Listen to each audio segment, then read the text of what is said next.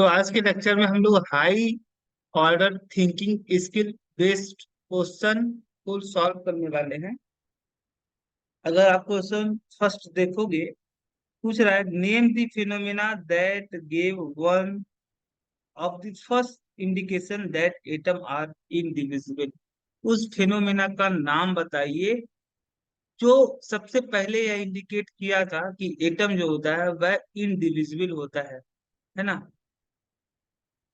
Atom is not indivisible. उस phenomena का नाम लिखिए जो सबसे पहले यह इंडिकेट किया था कि एटम जो होता है वह डिविजिबल होता है, यानी एटम नॉट इनडिविजिबल।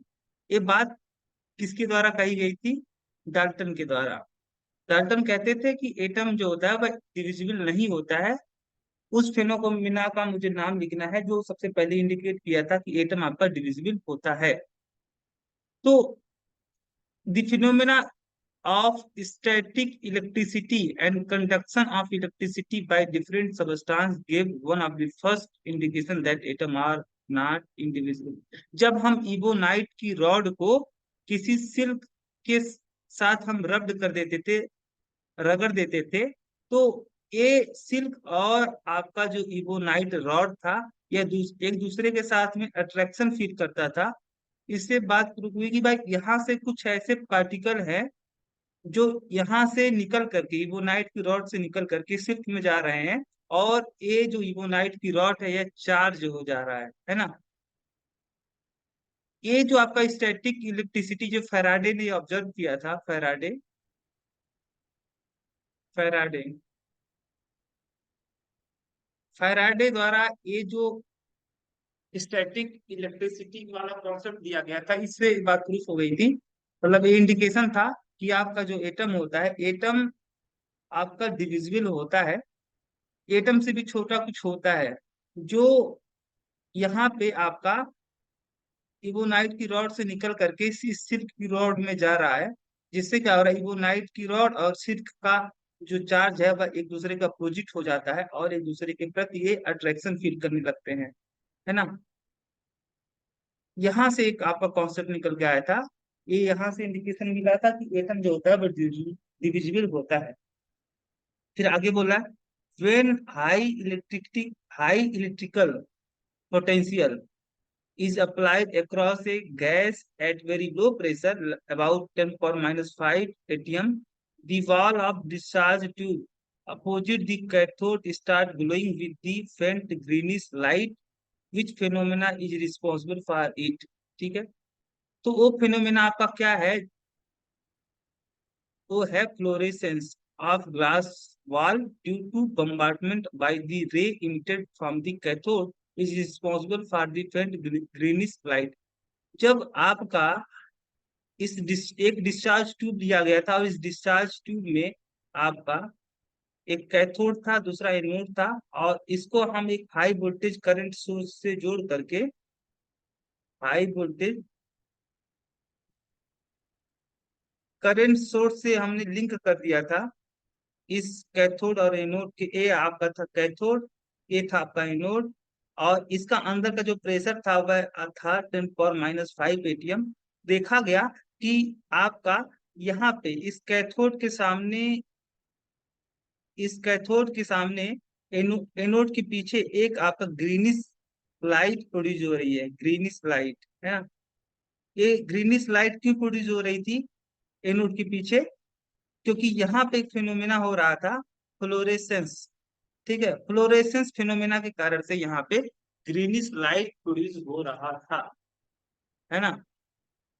और इससे बात प्रूफ आपका निकल गया था कि भाई कुछ ऐसी चीजें हैं जो इस कैथोड से निकल रही है, और एनोड्स इस कुछ चीजें ऐसी हैं जो कैथोड से सम समथिंग कुछ चीजें हैं आपकी यहाँ पे कि जो कैथोड से निकल करके एनोड के पीछे लगी हुई स्क्रीन से टकरा करके ग्रीन कलर की लाइट प्रोड्यूस कर रही है ना। यहाँ से कैथोड से कुछ पार्टिकल निकल रहे हैं। अब ये जो पार्टिकल कैथोड से निकल रहे थे, जो एनोड के पीछे स्क्रीन से टकरा करके ग्रीनिश लाइट प्रोड्यूस कर रहे थे, इन रे को हम लोग बोले थे कैथोड रे, है ना। ये जो फिनोमेना था जिसके कारण से ग्रीन कलर की लाइट प्रोड्यूस हो रही थी, ये आपका था क्या? फ्लोरिसेंस।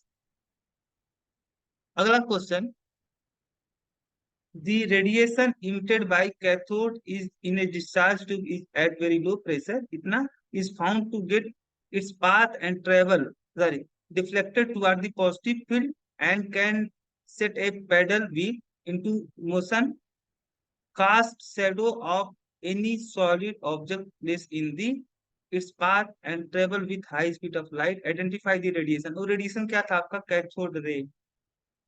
कैथोड रे जो कि आपका निगेटिव चार्ज पार्टिकल से मिलकर बना था।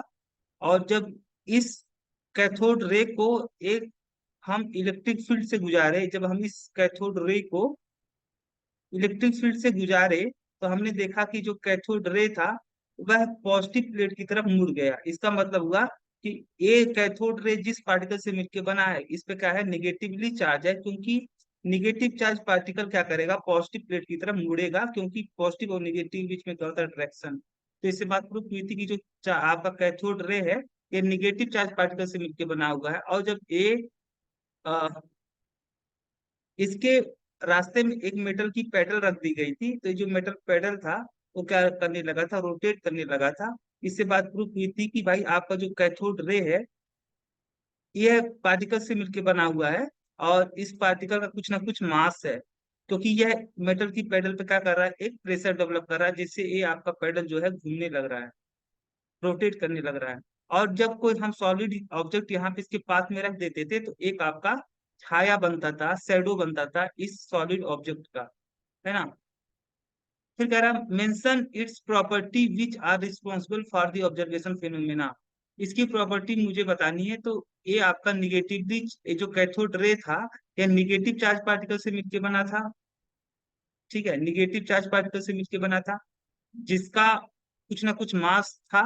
और ऑयल ड्रॉप मेथड से इसका जो मास निकाला गया 9.1 इंटू 10⁻24 ग्राम निकाला गया, है ना। और इस रे का E/m जो रेशियो था, चार्ज और मास रेशियो जो था वो फिक्स था, कांस्टेंट था। वो डिपेंड नहीं करता था कि डिस्चार्ज ट्यूब में कौन सी गैस दी गई है ना। और मटेरियल ये जो कैथोड और एनोड किस मटेरियल से मिलकर बना हुआ है इस पर भी डिपेंड नहीं करता था। E/m ratio for cathode ray, है ना। और ये जो रे था, ये रे आपका पॉजिटिव प्लेट की तरफ मुड़ जा रहा था। इससे बात प्रूफ हुई कि ये आपका जो कैथोड रे है यह निगेटिव चार्ज पार्टिकल से मिलकर बना हुआ है। शेडो भी बना देता था अगर इसके रास्ते में कोई सॉलिड ऑब्जेक्ट रख दिया जाए तो इसका क्या बना देता था? एक शेडो बना देता था। ये आपका शेडो, इस सॉलिड ऑब्जेक्ट का शेडो आपका यहाँ पे बनेगा। अगर इसके पाथ में हम कोई सॉलिड ऑब्जेक्ट रख देंगे कैथोड रे के ऑब्जेक्ट पाथ में, तो ये उसका शेडो बना देता था। और ये बहुत स्पीड के साथ क्या कर रहा था? ट्रेवल कर रहा था,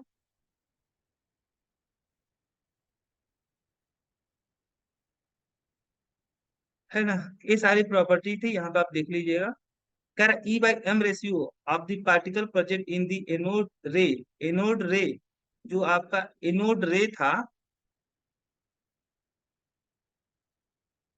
एनोड रे के लिए E/m रेशियो जो था is highest when hydrogen is use in the discharge tube.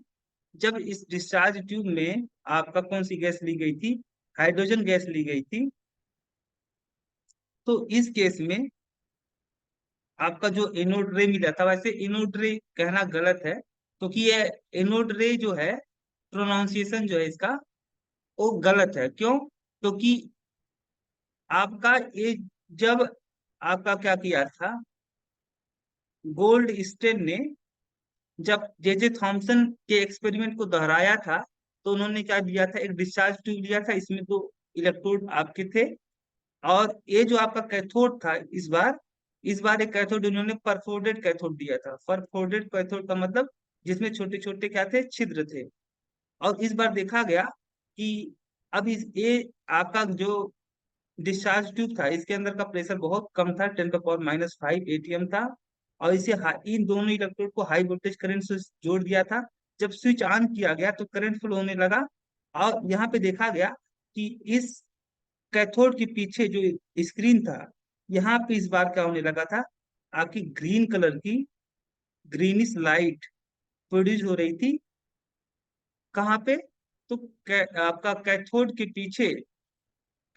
पीछे ग्रीनिश लाइट प्रोड्यूस हो रही थी, है ना।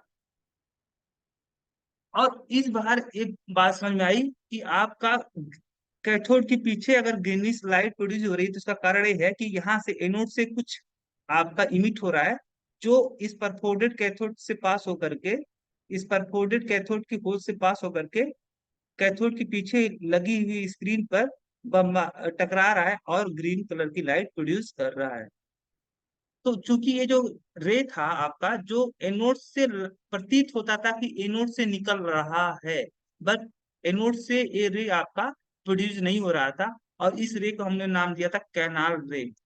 कैनाल रे, कैथोड रे कहना थोड़ा सा अच्छा नहीं है, क्योंकि ये वास्तव में एनोड एनोड से प्रोड्यूस नहीं हो रहा था। हालांकि यहाँ पे बोल दिया गया, कोई बात नहीं है।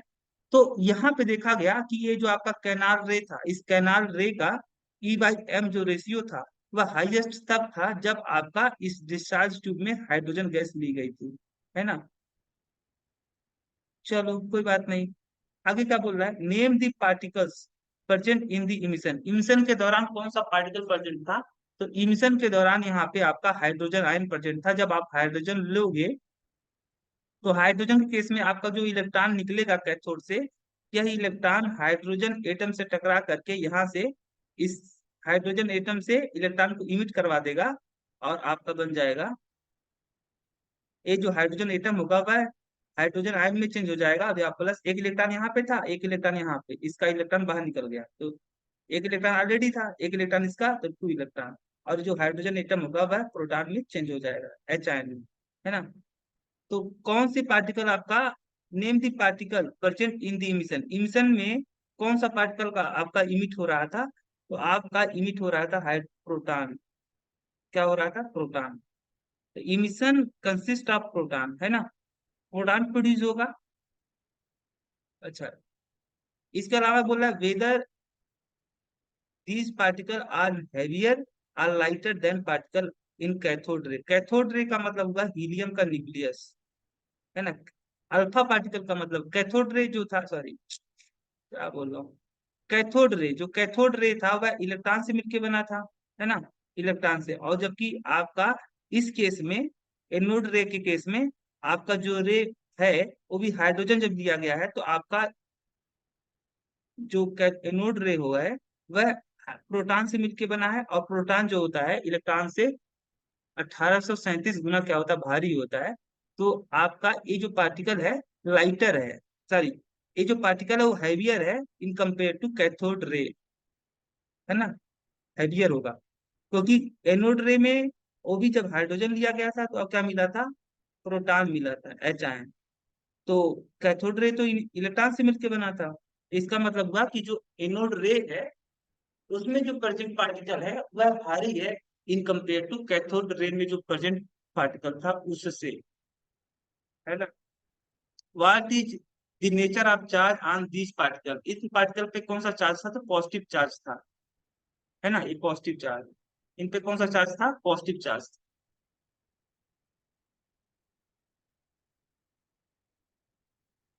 इसी तरीके से हम क्वेश्चन नंबर 5 की तरफ मूव करेंगे।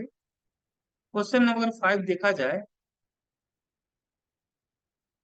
तो बोल रहा है in an atomic property is determined by the sum of number of two particle.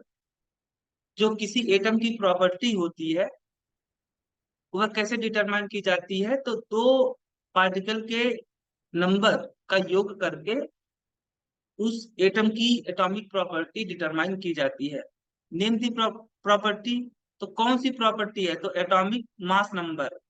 Mass number को हम लोग ए से रिप्रेजेंट करते हैं, और एज कर देते हैं जेड प्लस एन। तो जेड क्या था? नंबर ऑफ प्रोटॉन, और एन क्या है? Number of neutron. यानी नंबर ऑफ प्रोटॉन और नंबर ऑफ न्यूट्रॉन का अगर सम कर दोगे तो आपका आएगा मास नंबर। और मास नंबर जो है आपका, यही प्रॉपर्टी आपका एटम की डिटरमाइन की जाती है by the summation of atomic number and number of neutron, है ना। फिर नेम दी पार्टिकल। इस पार्टिकल का नाम क्या है? है ना। इन पार्टिकल का नाम क्या है जिनका समेशन करके प्रॉपर्टी निकाली जा रही है? इनका नाम है प्रोटॉन। जेड क्या है आपका? जेड क्या बताता है? प्रोटॉन बताता है, प्रोटॉन की संख्या। और एन क्या बताता है? न्यूट्रॉन की संख्या। यानी इन पार्टिकल जो है, इन पार्टिकल का नाम है प्रोटॉन और neutron. What kind of charge is carried by these carried by these particle? ये पार्टिकल किस तरीके का चार्ज रखते हैं? तो आपका जो प्रोटॉन होता है पॉजिटिवली चार्ज रखता है, और न्यूट्रॉन न्यूट्रल होता है। फिर कह रहा, where are these particle located in atom? Atom के अंदर ये पार्टिकल कहाँ पे रहते हैं? तो आपका जो प्रोटॉन था वो न्यूक्लियस में था, और न्यूट्रॉन भी क्या था? न्यूक्लियस में था, है ना। तो इनका जो पोजीशन होगा, लोकेशन होगा, वह न्यूक्लियस में होगा। फिर अगला क्वेश्चन है हमारा 6, जो कि कुछ इस तरीके का है। Chemical behaviour of an element is closely related to atomic property, है ना। कह रहा है कि जो केमिकल, किसी भी एलिमेंट की जो केमिकल प्रॉपर्टी होती है, वह क्लोजली किससे रिलेटेड होता है? Atomic closely related to atomic property. Identified the property. ये प्रॉपर्टी कौन थी आपकी? Atomic number. तो किसी भी एलिमेंट की जो केमिकल प्रॉपर्टी होती है, वह किस पे डिपेंड करती है? एटॉमिक नंबर पे। तो वो प्रॉपर्टी कौन सी है आपकी? आइडेंटिफाई दी प्रॉपर्टी, वो प्रॉपर्टी है atomic number. Define the property mention in A. इसकी इसको आपको डिफाइन करना है, जो प्रॉपर्टी ए में मेंशन की गई है। तो एटॉमिक नंबर को मुझे डिफाइन अगर करना होगा, तो हम बोलेंगे कि जो एटॉमिक नंबर होता है, वह किसी न्यूक्लियस में, किसी एटम के न्यूक्लियस में प्रेजेंट नंबर ऑफ प्रोटॉन को रिप्रेजेंट करता है ना। फिर क्वेश्चन नंबर 7 क्या बोल रहा है? which result of the goal which result of the gold foil scattering experiment were unexpected? कौन सा रिजल्ट ऐसा था गोल्ड फॉइल एक्सपेरिमेंट से जो निकल के आया, जो कि अनएक्सपेक्टेड था? तो ये नहीं एक्सपेक्ट किया जाता जा रहा था कि आपका जो अल्फा पार्टिकल होगा वह रीबाउंस हो जाएगा, है ना। क्योंकि मोस्टली अल्फा पार्टिकल्स बिना अपने रास्ते से डाइवर्ट हुए सीधे सीधे निकल जा रहे थे।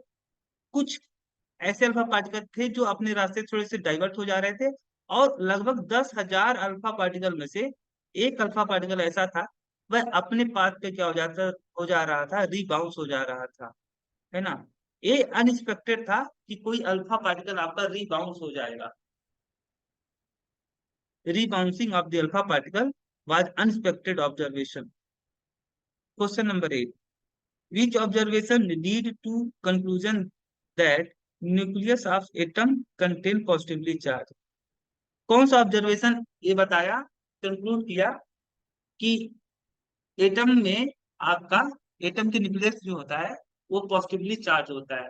तो ये जो डिफ्लेक्शन था आपका प्रोटॉन का, सॉरी अल्फा पार्टिकल का, अल्फा पार्टिकल अपने रास्ते से डाइवर्ट हो जा रहा था, यही कंक्लूजन जो था इस बात को प्रूव किया कि जो एटम का न्यूक्लियस होता है उसमें क्या होता है आपका?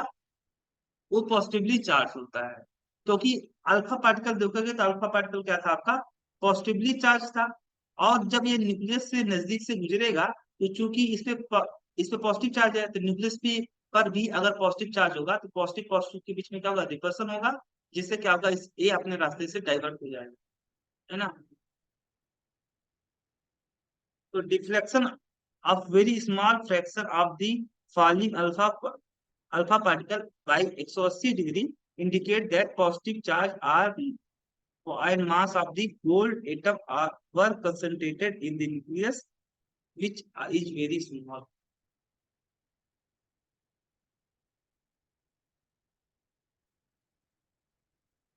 अगला क्वेश्चन है कि कार्बन जो है, देखो कार्बन के दो आइसोटोप होते हैं, कार्बन 12 और कार्बन 14, है ना। दो आइसोटोप है कार्बन के। Write their electronic and nuclear configuration. तो कार्बन जो 12 है और कार्बन 14 है, इसका एटॉमिक नंबर 6 और इसका एटॉमिक नंबर 6, क्योंकि दूसरे क्या है? आइसोटोप है। तो इसका इलेक्ट्रॉनिक कन्फिग्रेशन होगा 2,4, और इसका भी क्या होगा? 2,4, है ना। अब न्यूक्लियर कन्फिग्रेशन की बात करोगे, न्यूक्लियर कन्फिग्रेशन का मतलब न्यूक्लियस में क्या क्या है? तो इसके न्यूक्लियस में आपके 6 प्रोटॉन है और 6 न्यूट्रॉन है ना। और अब ये न्यूक्लियस का हो गया। इलेक्ट्रॉन तो न्यूक्लियस के बाहर होता है, तो न्यूक्लियर कॉन्फ़िगरेशन में क्या होगा आपका, 6 प्रोटॉन और 6 न्यूट्रॉन। और इसके न्यूक्लियस में आपका 6 प्रोटॉन होगा, 8 न्यूट्रॉन होगा, है ना। ठीक है ना, from the nuclear composition pick of the main difference between two isotope. तो इनके इनसे पता चल रहा है कि भाई इन दोनों आइसोटोप के न्यूक्लियस में नंबर ऑफ प्रोटॉन इक्वल है, बट नंबर ऑफ न्यूट्रॉन क्या इक्वल नहीं है, क्योंकि इसके न्यूक्लियस में 6 न्यूट्रॉन और इसके न्यूक्लियस में 8 न्यूट्रॉन।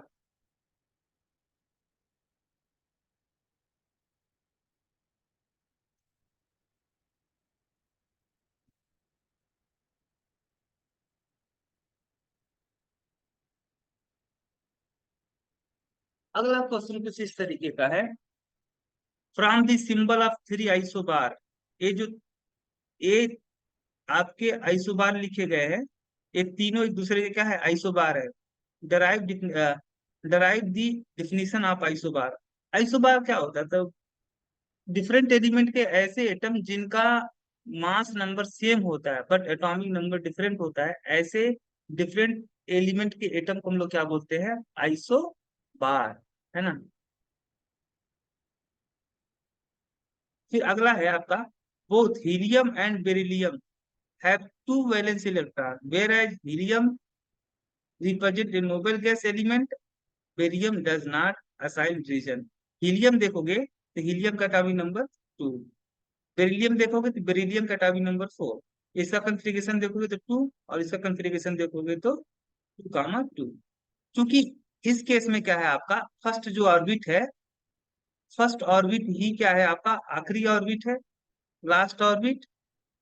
और चूंकि लास्ट ऑर्बिट में यहाँ पे फर्स्ट ऑर्बिट में आपके मैक्सिमम नंबर ऑफ इलेक्ट्रॉन 2 आ सकते हैं, इसीलिए इसका मतलब ये हुआ कि हीलियम के केस में इसका जो आखिरी सेल है वह क्या है, कंप्लीटली फिलअप।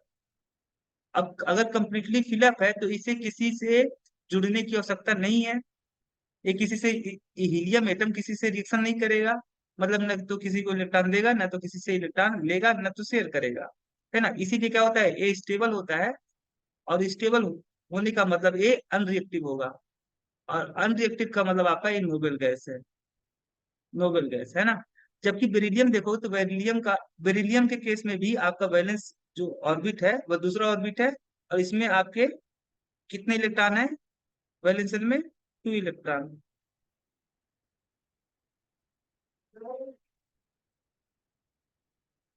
हाँ वो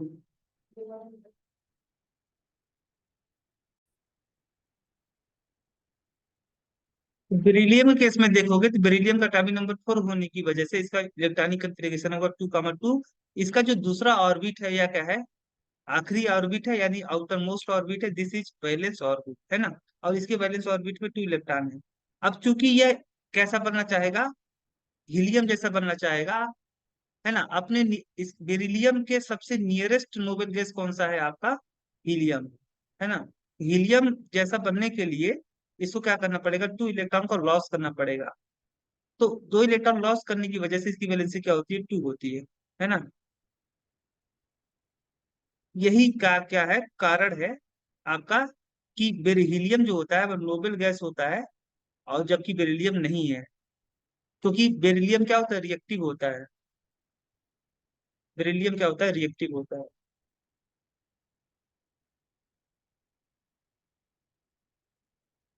यहाँ पे बोल रहा है कि which of the two will be chemically more reactive, element X with atomic number 17 और element Y with the atomic number 16।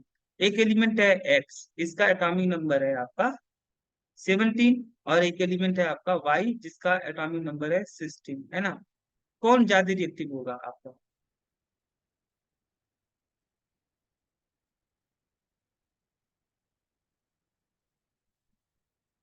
देखो। अगर इसका इलेक्ट्रॉनिक कंफिगरेशन देखोगे तो इसका होगा 2, 8, 7, और इसका होगा 2, 8, 6। इसको नोबेल गैस जैसा बनने के लिए अपने वैलेंस शेल में कितने इलेक्ट्रॉन रखने पड़ेंगे, 8 इलेक्ट्रॉन। तो इसे 8, अगर ये अपने वैलेंस शेल में 8 इलेक्ट्रॉन कंप्लीट करना चाहता है तो इसे 1 इलेक्ट्रॉन क्या करना पड़ेगा, गेन करना पड़ेगा, 1 इलेक्ट्रॉन गेन, है ना।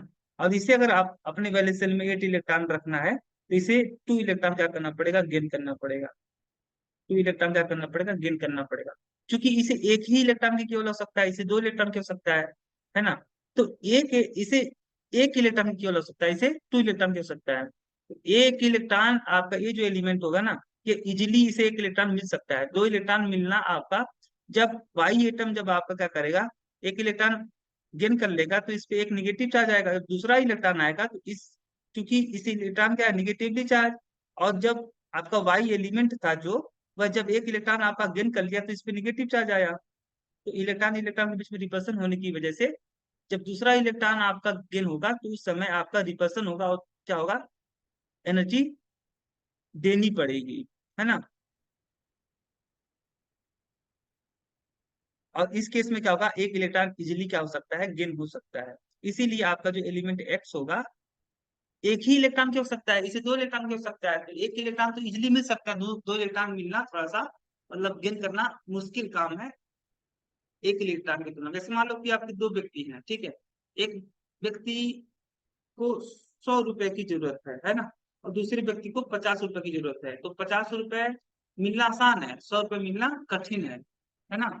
तो ज्यादा कौन इजीली मिल सकता है, 50 रुपीज। इसी तरीके से एक इलेक्ट्रॉन मिलना आसान है, दो इलेक्ट्रॉन मिलना मुश्किल है। तो आपका जो एलिमेंट एक्स होगा, यह एलिमेंट एक्स क्या होगा, मोर रिएक्टिव, मोर रिएक्टिव, है ना। अगला क्वेश्चन 13 क्या बोल रहा है, क्वेश्चन नंबर 13 बोल रहा है आपका कि एक कोई आपका अननोन स्पीसीज है एक्स, ठीक है। इस अननोन स्पीसीज में आपका 17 प्रोटॉन है और 18 इलेक्ट्रॉन है, प्रिडिक्ट इस नेचर। तो इस आपका जो स्पीसीज है एक्स, इसमें कितने हैं, 70 प्रोटॉन है। तो 70 इलेक्ट्रॉन होना चाहिए था, लेकिन क्योंकि न्यूट्रल अगर ये होता, अगर ये स्पीसीज न्यूट्रल होता तो इसमें प्रोटॉन की संख्या और इलेक्ट्रॉन की संख्या क्या होती, इक्वल होती। हालांकि यहाँ पे 18 इलेक्ट्रॉन है, इसका मतलब ये हुआ कि इसने, इसका एटॉमिक नंबर तो 70 हो गया। 17 क्यों, क्योंकि नंबर ऑफ प्रोटॉन पे ही डिपेंड करता है atomic number. Atomic number number of proton के इक्वल होता है। तो इसमें प्रोटॉन की संख्या अगर 70 है, इसका मतलब हुआ कि इसका एटॉमिक नंबर क्या होगा, 17 होगा। क्योंकि बट एक इस स्पीसीज में क्या है आपका, 18 इलेक्ट्रॉन है। इसका मतलब इलेक्ट्रॉन की संख्या जो है प्रोटॉन की संख्या से ज्यादा है। और कितना ज्यादा है, तो एक इलेक्ट्रॉन आपका ज्यादा है इन कंपेयर टू प्रोटॉन। इसका मतलब होगा कि ये जो आपका स्पीसीज होगा, देखो ये स्पीसीज आपका कैसा होगा, निगेटिवली चार्ज होगा। क्यों, क्योंकि निगेटिव चार्ज पार्टिकल की संख्या ज्यादा है in compare to positive charge particle. So इस पे एक नेगेटिव चार्ज होगा क्योंकि एक इलेक्ट्रॉन ज्यादा है ना, न्यूट्रल के केस से। अगर न्यूट्रल होता तो 17 इलेक्ट्रॉन होता इसी स्पीसीज में, है ना। क्योंकि ये जो स्पीसीज है contain 1 electron more than number of proton. Proton की तुलना में एक इलेक्ट्रॉन आपका ज्यादा ए स्पीसीज रखता है। इसीलिए जो स्पीसीज होगा वो निगेटिवली चार्ज होगा, है ना। और ये आपका आज का इस स्पीसीज का, ये जो आपका निगेटिव स्पीसीज है एक्स, इसका कंफिग्रेशन देखोगे तो क्योंकि इसमें से अब कितने इलेक्ट्रॉन है, 18 इलेक्ट्रॉन इसके पास है। तो इसका कंफिग्रेशन होगा 2 8 8, यानी इसका बैलेंस जो ऑर्बिट होगा वो कंप्लीटली फिलअप होगा, है ना। क्योंकि बैलेंस ऑर्बिट में कितने मैक्सिमम इलेक्ट्रॉन हो सकते हैं, 8। इसी तरीके से यहाँ पे बोल रहा है in an atom case and L shell are completely fill up with electron and M shell contain only 8 electron. K shell, L shell, M shell. K से स्टार्ट होता है, के सेल मतलब फर्स्ट सेल, एल सेल का मतलब second cell और M cell का मतलब थर्ड सेल। तो के और एल सेल जो है कंप्लीटली फिलअप है। तो के कितना रखता है इलेक्ट्रॉन, 2, मैक्सिमम 2 इलेक्ट्रॉन रख सकता है, वो भी कंप्लीटली फिलअप होने का मतलब जितने इलेक्ट्रॉन आ सकते हैं के सेल में उतने हैं। तो 2 इलेक्ट्रॉन आ सकते थे तो यहाँ पे 2 इलेक्ट्रॉन होगा। एल सेल कंप्लीटली फिलअप का मतलब इसमें 8 इलेक्ट्रॉन है, क्योंकि दूसरा वाला जो सेल है आपका एल सेल, इसमें मैक्सिमम कितने इलेक्ट्रॉन आ सकते हैं, 8। और एम सेल में कितने केवल इलेक्ट्रॉन है, 8 इलेक्ट्रॉन, है ना। कह रहा what is atomic number of the element. तो चूंकि यहाँ पे देखोगे तो के सेल में 2 इलेक्ट्रॉन, एल सेल में 8 और एम सेल में 8, यानी 8 दो 10, 10 8 18। 18 क्या है, इलेक्ट्रॉन है, तो अगर 18 इलेक्ट्रॉन होंगे तो 18 क्या होंगे, प्रोटॉन, है ना। इसका मतलब हुआ ये जो आपका एलिमेंट है, इस एलिमेंट का क्या बोला है, एटॉमिक नंबर। तो एटॉमिक नंबर तो किस पे डिपेंड करता है, नंबर ऑफ प्रोटॉन पे।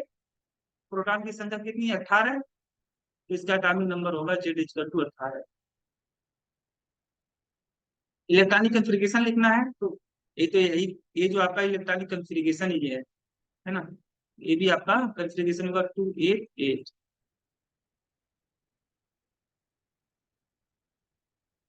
हाँ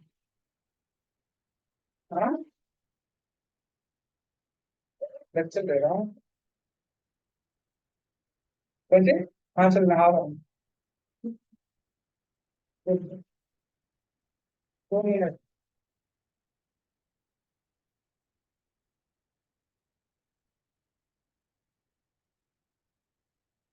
यार, how many electron in all three there in the atom. Atom के अंदर कितने टोटल इलेक्ट्रॉन है, तो टोटल इलेक्ट्रॉन की संख्या यहाँ पे देख सकते हो, आपका 18 इलेक्ट्रॉन है ना, 18 इलेक्ट्रॉन। तो यहाँ पे आपका ये क्वेश्चन सॉल्व होता है। अब नेक्स्ट लेक्चर में हम नेक्स्ट क्वेश्चन देखेंगे।